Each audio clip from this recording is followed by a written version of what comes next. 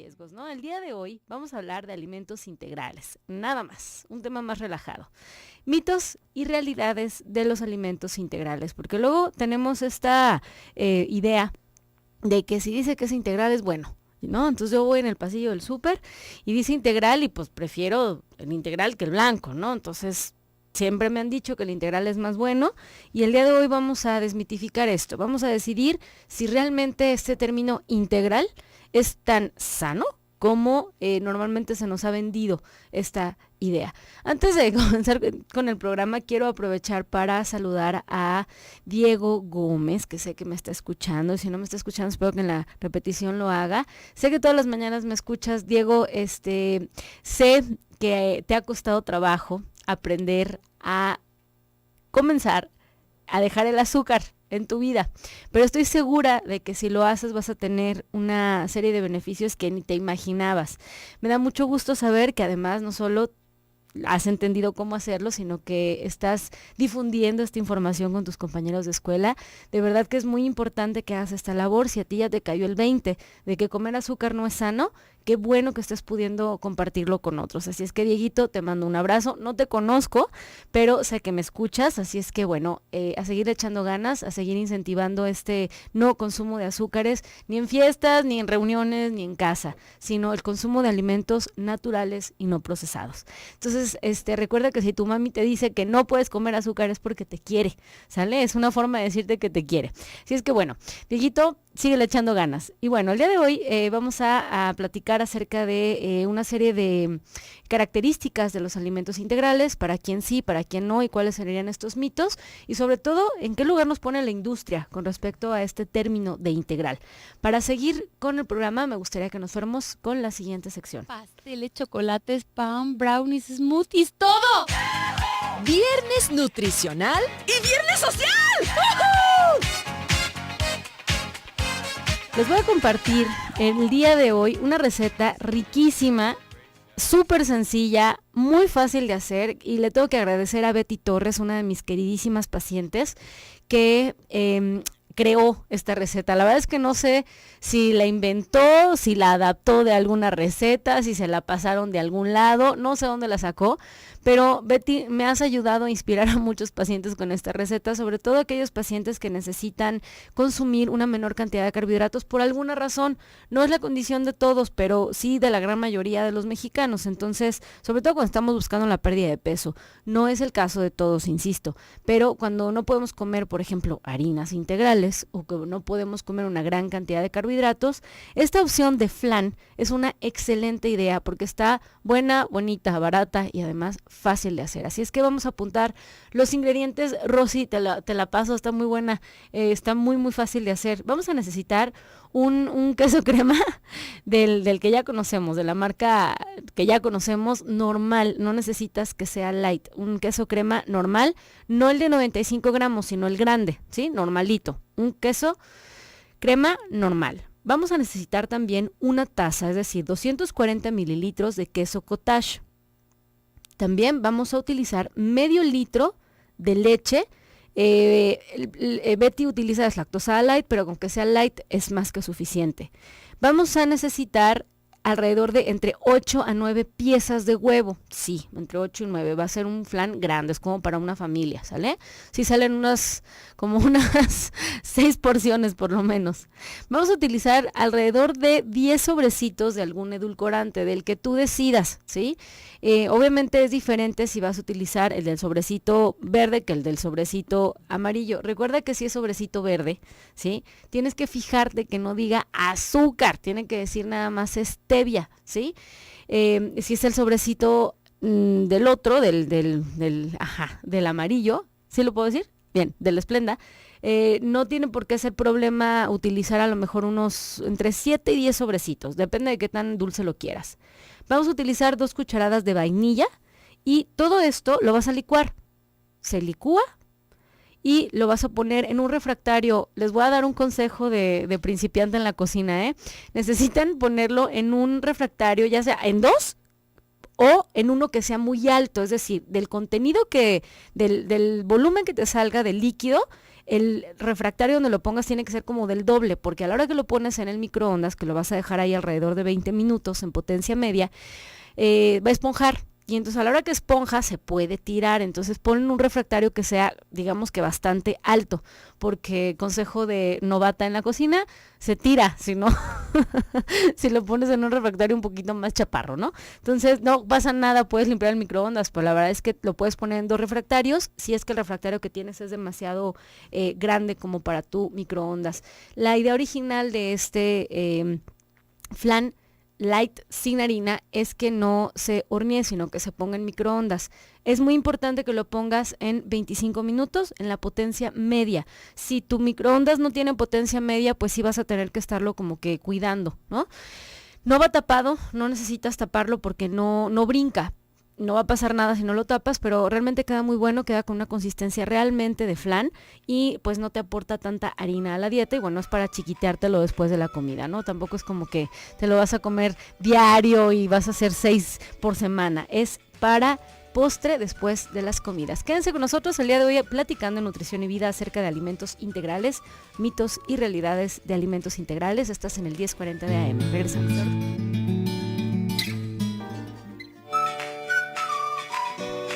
7:19 de la mañana, estamos de vuelta en tu programa Nutrición y Vida. El día de hoy platicando acerca de alimentos integrales, los mitos y las realidades de estos alimentos que nos han vendido la idea de que son lo mejor del mundo y que no pueden faltar en nuestra dieta y vivimos confundidos sin saber qué significa el que sea integral, pero pues seguro si dice que es integral es bueno, ¿no?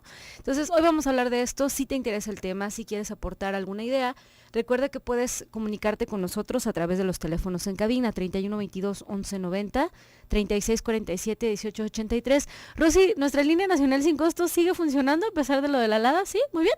Así se marca igual, 01800 727 5420. Muy bien, muy buenas preguntas el día de hoy. Y a través del WhatsApp, recuerda que este teléfono está habilitado solamente hasta el día de hoy, de lunes a viernes. 333-822-3208.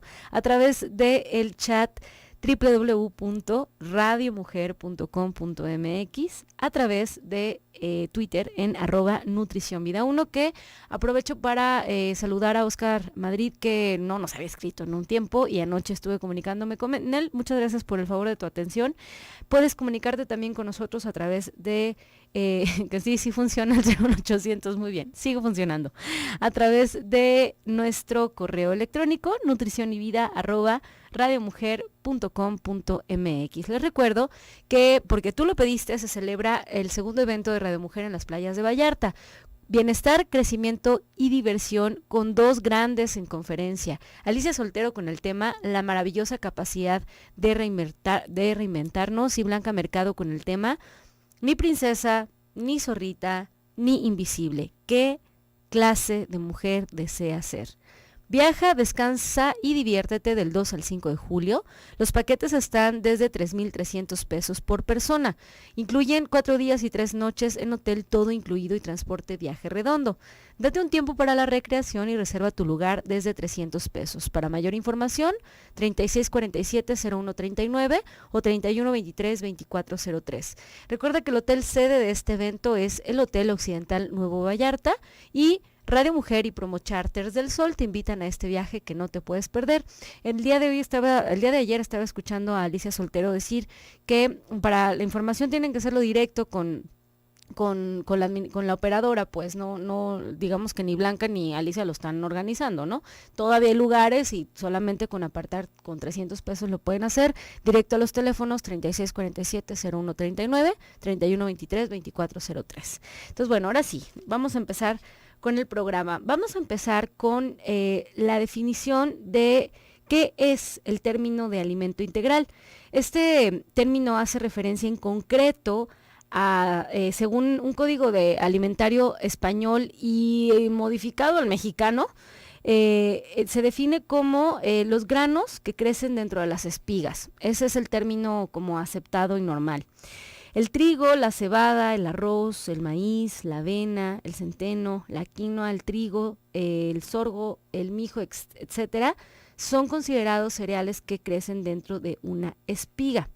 El grano de cereal posee básicamente 3 partes: Si lo pensamos del centro hacia afuera, son el germen, el endospermo y el salvado. El cereal integral es denominado también cereal de grano entero porque en su molienda y posterior tratamiento conserva las tres partes. Se caracteriza porque suele ser más oscuros y más ásperos al tacto, lo cual se debe a la presencia del salvado, que es la parte más externa de este grano. En contraposición, el cereal refinado o el cereal blanco es aquel que se retira durante su proceso, del que se le retira la cascarilla o el salvado o la parte más externa, y gran parte del endospermo, que es la zona media. Tras molerlo, se obtiene efectivamente un cereal que es pues como más claro y es como un poco más fino a la hora que lo tocas. A partir de la obtención de las harinas, ya sea integrales o refinadas, se elaboran los alimentos que siguen manteniendo esta denominación de integrales, obviamente si se fabrican con harina integral, es decir, aquella que logró conservar la parte más externa, que es el salvado. El pan integral, la pasta integral, el arroz integral, las galletas integrales, los cereales integrales, etcétera, están hechos así. En cambio, si estos productos se fabrican a partir de harinas blancas o refinadas, pues serán el pan blanco, el arroz blanco, la pasta refinada. Los auténticos alimentos integrales están elaborados con las tres partes del grano, que son las que se recolectan desde, digamos que de su forma natural, sin la necesidad de haberle quitado pues la parte externa, ¿no? De las ventajas que tienen los cereales integrales. El cereal integral es rico en vitaminas del grupo B, en vitamina E, en algunos elementos fitoquímicos que son propiamente nutrientes, que son muy muy interesantes porque desempeñan una especie de función preventiva frente a algunas enfermedades específicas, es decir, van a aumentar nuestro nivel de salud y nuestro nivel de confort. Estos compuestos se llaman, por ejemplo, compuestos fenólicos, fitoestrógenos, ácido fítico, etc. Además, el cereal integral contiene bastante almidón. El almidón que proporciona energía a nuestras células, energía que necesitamos para que nuestras células funcionales precisamente hagan eso, funcionen, ¿sí? Que cumplan su función para la que están predeterminadas. También posee una importante cantidad de proteína vegetal que nos ayuda a equilibrar la balanza hacia el lado no animal de la proteína.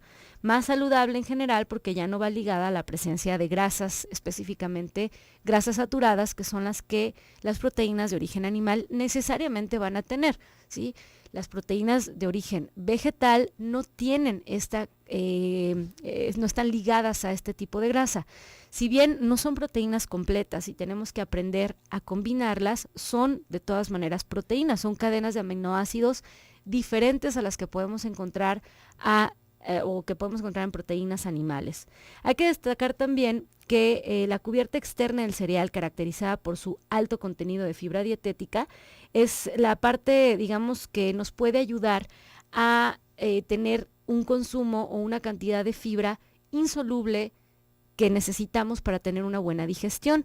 Digamos que hay que recordar que tenemos dos tipos de fibra, tanto la fibra soluble como la fibra insoluble. De manera general, la fibra soluble es la que tiene la capacidad de disolverse en agua, que es la que nos va a ayudar a el paso de las heces a través del tubo, y la fibra insoluble es la que nos ayuda a la formación de estas heces, es la que le da forma a este bolo. La fibra es la parte de los alimentos de origen vegetal que nuestro sistema digestivo no puede digerir. A pesar de las recomendaciones de consumo de fibra, van aumentando conforme el paso del tiempo, y les voy a decir que estas recomendaciones a nivel mundial han ido aumentando y son diferentes para cada población. De hecho, les voy a platicar que hace unas semanas, unos meses inclusive, estaba leyendo un artículo muy interesante de la revista de Cuadernos de Nutrición, debe haber salido publicado por ahí como de noviembre, que habla acerca de la microbiota, que es decir, la flora intestinal de diferentes poblaciones, y explica cómo el tipo de bacterias que se generan en el intestino de una población o de otra son diferentes porque responden a consumo. Es decir, en una población, por ejemplo, en África, decían ahí, que se consumen muchísimos tubérculos y muchísimas hojas o productos de la tierra, es decir, muchísimos vegetales, el tipo de microorganismos que se generan a nivel intestinal van a ser, por supuesto, microorganismos que respondan a ese tipo de consumos. En México, de manera original, teníamos una microbiota que respondía al consumo de fibra, porque comíamos maíz, porque comíamos frijoles, porque comíamos vegetales como los nopales. Pero conforme fuimos haciendo más agringadona la dieta, pues entonces tuvimos que ir adaptando, nuestro intestino se tuvo que ir adaptando al nuevo estímulo, es decir, a cereales que no fueran integrales, a poca fibra, a alimentos altos en grasa, y entonces se fue arruinando un poco la calidad o la cantidad o el tipo de microbiota que estábamos generando. Y entonces las recomendaciones de fibra, por supuesto, para cada población son diferentes. En México también va a variar dependiendo del género. En México, la recomendación de fibra según Organización Mundial de la Salud y según la norma oficial mexicana va de 25 gramos diarios para para hombres y 30 gramos para mujeres. Inclusive, hablar de una dieta alta en fibra habla de entre 30 y 35 gramos de fibra por día por persona. Ahora, el cómo se suman esos gramos de fibra en la dieta, pues va a depender de la cantidad de frutas, si las comes con o sin cáscara, de vegetales, dependiendo de cuál estés comiendo, de cereales integrales y si estás consumiendo algo extra de fibra en la dieta. Entonces, bueno, regresando al corte, vamos a seguir platicando acerca de las características de los alimentos integrales y de cuáles serían más adecuados o no adecuados para qué tipo de pacientes. Quédense con nosotros, estás en el 1040 de AM en Radio Mujer, el sexto sentido de la radio.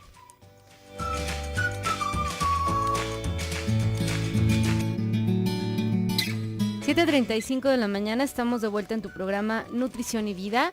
El día de hoy platicando acerca de los mitos y realidades de los alimentos integrales. Me pregunta por aquí la señora Livia que no tiene micro, que si puede hacer la receta de flan que dimos al principio en Baño María. Por supuesto que sí, señora Livia. Las que saben me dicen que sí se puede, entonces puedes hacerlo. Bien, estábamos hablando acerca de las características de los integrales, de los cereales integrales. Les decía yo que la cantidad de fibra dietética recomendada para cada población es diferente, porque la microbiota de cada población es diferente por el tipo de consumo que haya. Que originalmente en México era otra porque el consumo era otro, bueno, pues también. Pero finalmente vamos a tener que entender que la recomendación es general. Finalmente, cada intestino también es diferente y tenemos que individualizar tanto la cantidad total como el tipo de fibra recomendada.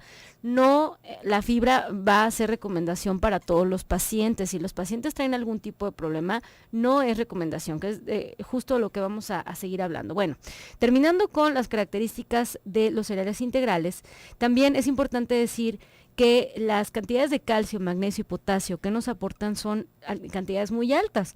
La calidad y cantidad de nutrientes y otros componentes de los cereales integrales los van a convertir en un aliado para mejorar la calidad de nuestra dieta y también para formar una parte preventiva para nuestra salud.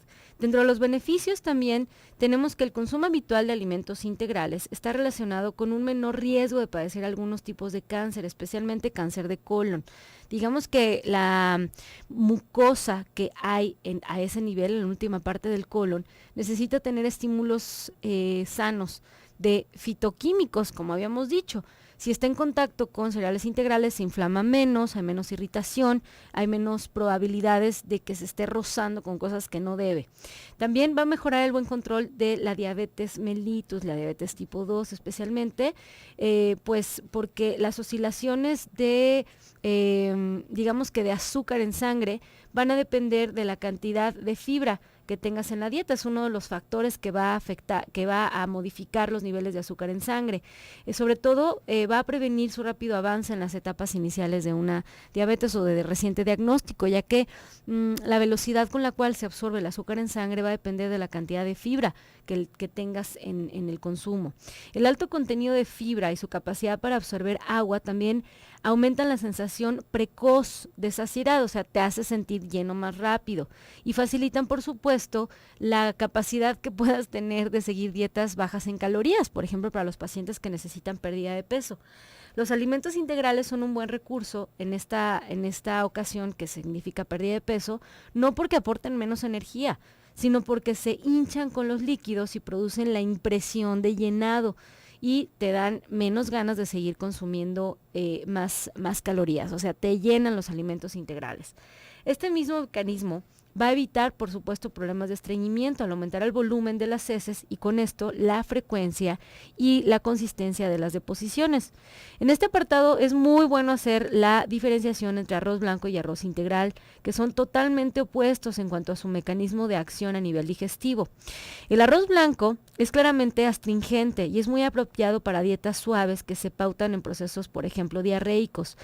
El otro día alguien me preguntaba que si tenía diarreas constantes, que qué podía hacer. Bueno, hay toda una gama de posibilidades dentro de una dieta que se llama dieta antidiarreica, que es donde tenemos que dar cereales que absorban líquido, por ejemplo el pan blanco y el arroz blanco, ¿sí? Así como lo están escuchando. O sea, hay una gran cantidad de líquido en el tubo, en el colon, lo que tenemos, y entonces eso está haciendo que tengas deposiciones demasiado blandas, pues entonces tienes que comer algo para absorber ese líquido y que las deposiciones sean de otra consistencia. Pero el arroz integral, al poseer el mismo salvado externo, que es la cantidad de fibra alta, pierde su capacidad astringente y pasa a hacer algo contrario, es laxante. Y entonces se utiliza para casos de estreñimiento, ¿sí? Porque aumenta la motilidad intestinal. Digamos que de manera normal en un intestino, el intestino responde ante la fibra, ¿sale? Ahora, la fibra entorpece la absorción intestinal de grasas y colesterol y retrasa la absorción de los azúcares, mejorando el control en sangre de estos elementos. Esto tiene como consecuencia, por supuesto, el menor riesgo de padecer enfermedades cardiovasculares, al reducir la cantidad de triglicéridos o colesterol en sangre. Pero es por la ingesta, ¿sí? Es decir, si ya los traes altos, quiere decir que hay que modificar la ingesta. Dejas de absorber de una manera indeseable la cantidad de colesterol o triglicéridos por la dieta y entonces en sangre se supone tienen que responder esto cuando la dislipidemia o el problema o el riesgo cardiovascular es por la dieta. Porque, ojo, hay casi un 30% de problemas de dislipidemia en México que no responden a consumo, ¿sí? Es decir, que a pesar de dieta y ejercicio, mis triglicéridos siguen igual, o mi colesterol sigue igual, a pesar de que estoy haciendo esto. Y esto quiere decir que responde a una razón genética, no tiene nada que ver con el consumo, ¿sale? Entonces tenemos que buscar apoyarnos de un elemento medicamentoso, es decir, se tienen que tomar medicamentos cuando hay una dislipidemia familiar porque no depende de consumo. Inclusive el doctor Priego lo ha dicho varias veces en su programa, ¿no? Que en alguna ocasión a él mismo, él lo ha dicho, que se tomó los triglicéridos, estaban arriba de 400, que es un número muy alto, tenemos que tener abajo de 99 aproximadamente, y que pues que se puso dieta y ejercicio y demás, y luego se los volvió a tomar y estaban arriba de lo que originalmente estaban, porque quiere decir que en él el problema no es por consumo, quiere decir que hay una situación previa, genética, heredada, que no responde a consumo y entonces hay que medicar, punto. ¿Sí? Porque el riesgo cardiovascular, según los estudios, es el mismo. Mientras colesterol y los colesteroles y los triglicéridos estén en números que no deben estar, inaceptablemente altos, el riesgo cardiovascular o el riesgo o lo que te acerca, el pasito que te acerca a un infarto es el mismo. Pero entonces, medicado funciona. Entonces, va a haber pacientes que a pesar de mucha fibra en la dieta, no mejoran estos niveles. Sí, y entonces va a haber, obviamente llevados de la mano de un profesional, nada de que dietas inventadas, que luego me ha pasado que tengo pacientes que según ellos se ponen a dieta y entonces comen puras frutas y verduras y al tercer, o sea, a la segunda vez que se toman los triglicéridos están más altos, pero no es porque lo hayan hecho bien, sino porque aumentaron la cantidad de fructosa, y entonces por supuesto que los triglicéridos nunca iban a bajar, ¿no? Entonces, ya que lo hayan hecho de la mano de un profesional, donde a pesar de dar fibra, dieta y ejercicio y no mejoran los niveles, entonces hay que medicar. Bueno, también otra de las características de estos cereales es la presencia de la vitamina E, que es un antioxidante que ayuda al mantenimiento de los vasos sanguíneos. Y por si todo esto no fuera suficiente, el salvado se utiliza como un elemento prebiótico, es decir, una flora, es un alimento para la flora bacteriana en el intestino. Se utiliza para el desarrollo y crecimiento de la flora bacteriana. Esta microflora es fundamental como primera barrera defensiva frente a agentes externos potencialmente peligrosos que entren en nuestro organismo, además de fabricar sustancias vitales para nuestra salud. Nuestra microflora intestinal cumple muchísimas funciones de fermentación, de mantenimiento del pH a nivel de colon, de mantenimiento de la peristalsis intestinal y crea, cuando se fermenta, una serie de cosas que nos sirven para mantenernos saludables. Entonces es muy, muy importante mantener una microbiota intestinal sana, y una forma de hacerlo es con fibra. Fibra que podemos conseguir de muchas fuentes, no solamente de los cereales integrales, pero estamos hablando el día de hoy de ellos. Regresando del corte, vamos a seguir platicando acerca de los cereales integrales, algunos mitos que podemos, valga la redundancia, desmitificar el día de hoy. Quédense con nosotros, estás en Nutrición y Vida en el 1040 de AM. Regresamos.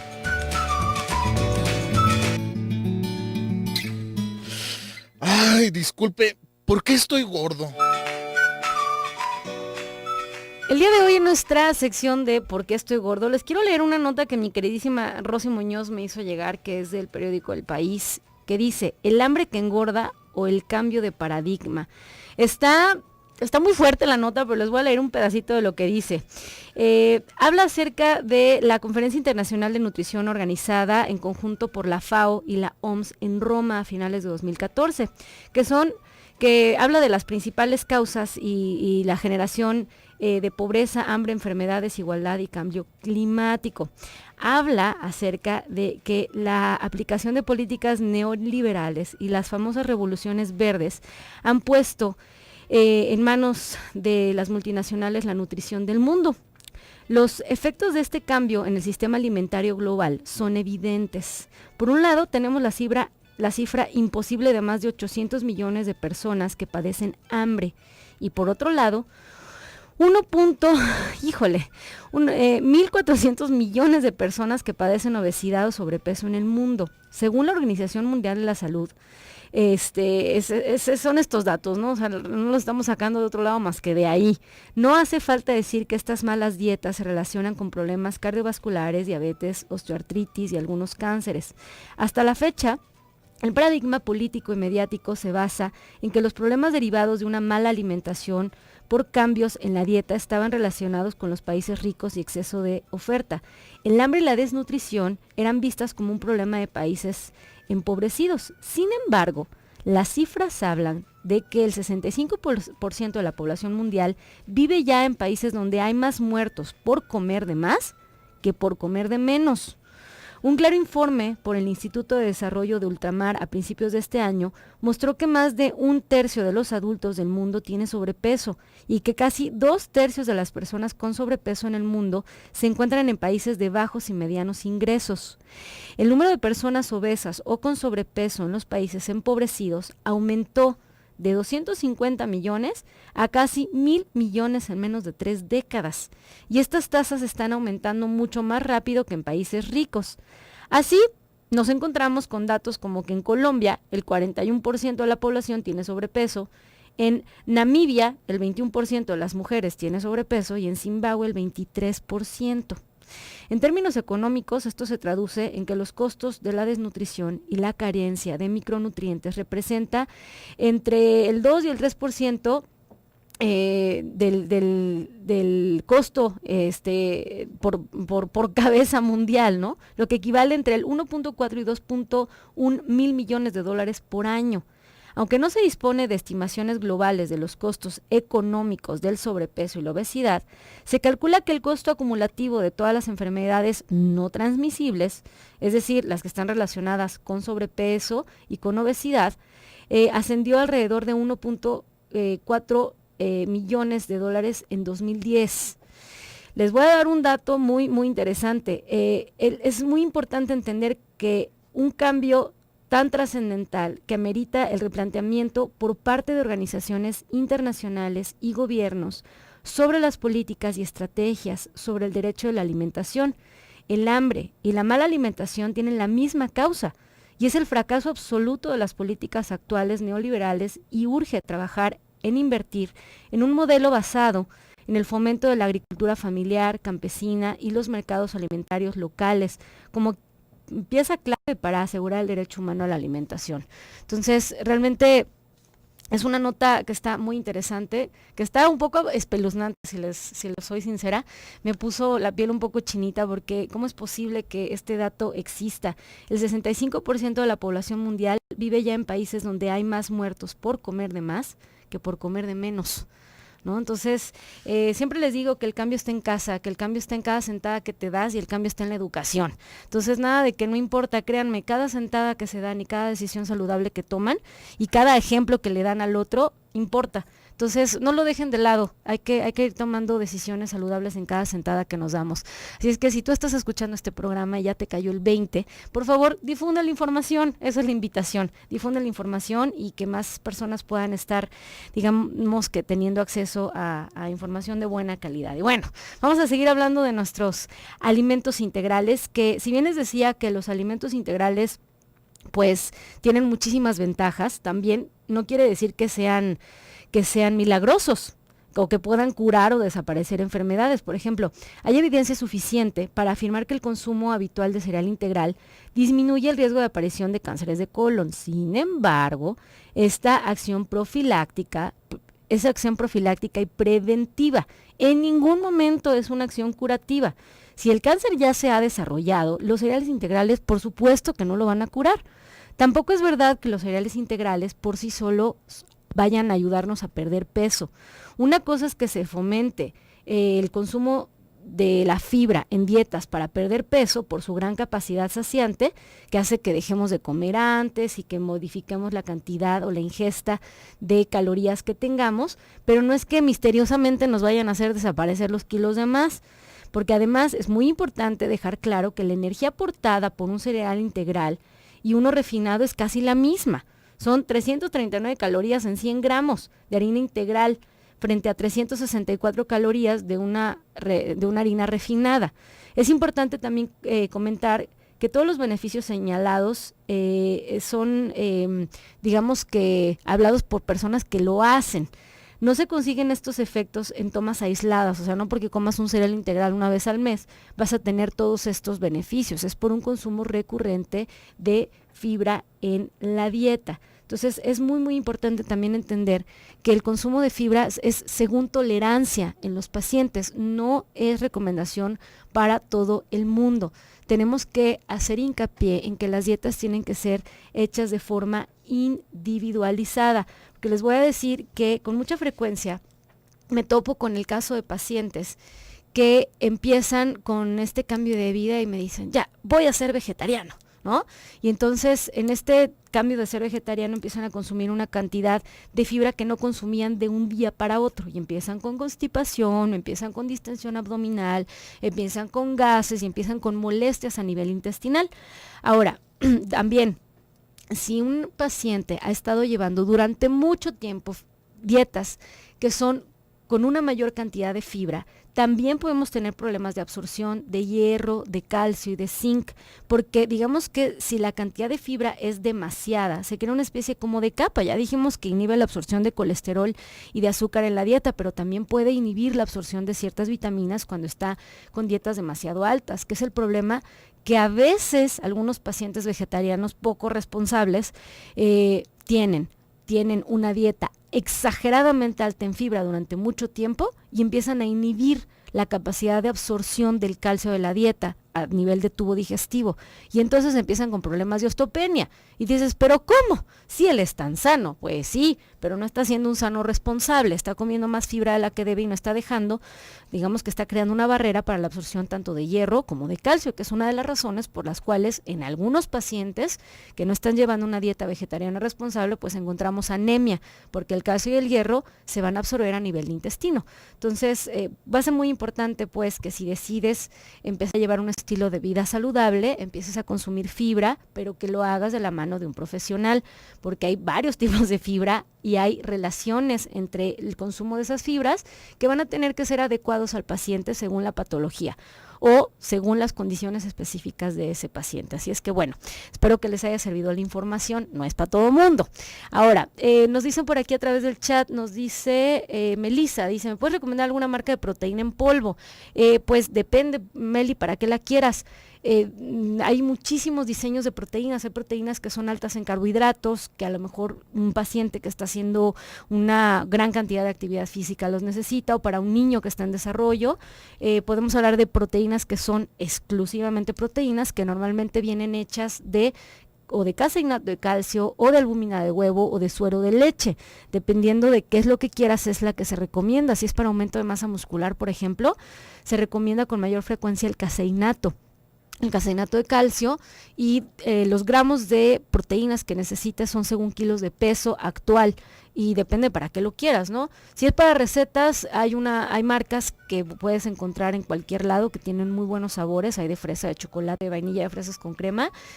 Para recetas como horneadas se utiliza mucho, creo que puedo decir la marca, ¿verdad? El Isopure sin carbohidratos tiene muy buenos sabores, que te pueden servir como para hacer los pasteles que hemos hablado sin harina, ¿no? Espero que les haya servido la información. Los vamos a dejar en un programa más del doctor Gilberto Priego, y espero que tengan un excelente fin de semana.